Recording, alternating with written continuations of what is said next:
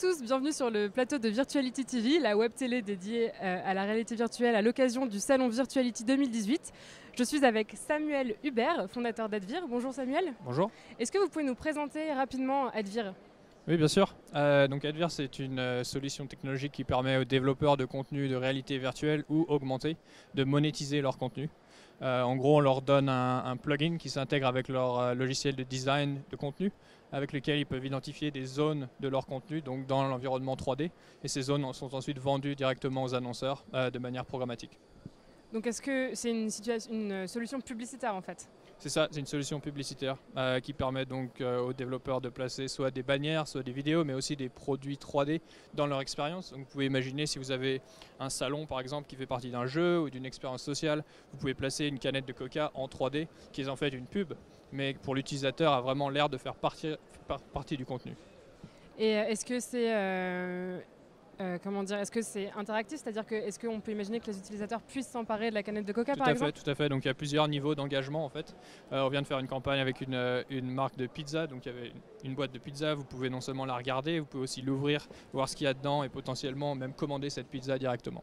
Est-ce que vous pensez que c'est dans ce type de réalité, augmentée ou virtuelle, que se situe le futur de la publicité aujourd'hui ? Alors je pense qu'il y a deux choses. La première chose, c'est que nous on se focalise vraiment sur justement monétiser les milieux immersifs. Après, pour tout ce qui est le web, mobile, tout ça, il y a aussi les formats 3D aussi deviennent très très importants.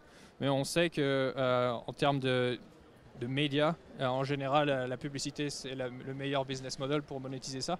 Le contenu payant en général, ça se scale pas très bien.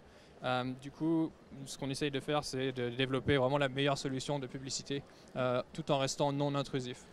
Est-ce que vous avez l'impression que les solutions qui peuvent exister aujourd'hui en matière de numérique ne sont pas satisfaisantes ? Alors les solutions qui existent aujourd'hui sur le web par exemple sont très intrusives, c'est-à-dire qu'elles ne créent pas une très très bonne expérience utilisateur. C'est aussi en deux dimensions évidemment, puisque le web est en deux dimensions, et se focalise sur des performances, des métriques de performance qui ne sont pas adaptées au milieu immersif. On pense que la tolérance pour l'intrusion est très très faible dans les milieux immersifs. On n'a pas envie de recevoir un pop-up ou une bannière. Et du coup, on est vraiment en train d'essayer d'intégrer les marques avec leur environnement. Et on pense que les milieux 3D, comme la réalité virtuelle, mais aussi réalité augmentée, sont très très propices à ça. Est-ce qu'il n'y a pas ce risque justement de comment est-ce qu'on fait pour ne pas franchir la limite de l'intrusivité dans ces milieux qui sont complètement captifs ? Donc c'est une très bonne question et on travaille très très dur là-dessus. La première chose, c'est qu'on donne vraiment le contrôle aux développeurs, aux personnes qui possèdent ce contenu. Donc on peut penser qu'ils ne vont pas ajouter des placements qui ne sont pas pertinents, parce que ça créerait une très mauvaise expérience pour leurs propres utilisateurs. Donc en leur donnant cette liberté de placer des éléments, on contrôle déjà un peu ça. La deuxième chose, on utilise des technologies justement comme la machine vision ou l'intelligence artificielle pour comprendre les contenus et pour ensuite placer l'annonceur qui est le plus pertinent. À côté de ça, on a aussi créé une association qui s'appelle VRARpledge.org qui justement lobby contre la publicité intrusive avec pas mal déjà de grosses marques qui ont signé. Est-ce qu'il y a une notion d'immédiateté dans votre solution ?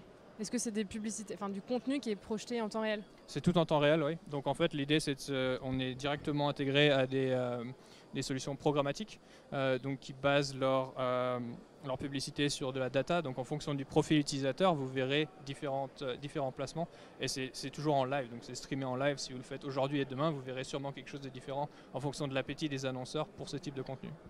Et cette notion de live, de direct, est-ce qu'elle n'est pas dangereuse dans une certaine mesure où on pourrait se dire que les contenus ne sont pas forcément adaptés au public, ou est-ce qu'il n'y a pas un risque de voir quelque chose d'inapproprié diffusé au sein d'un jeu par exemple ?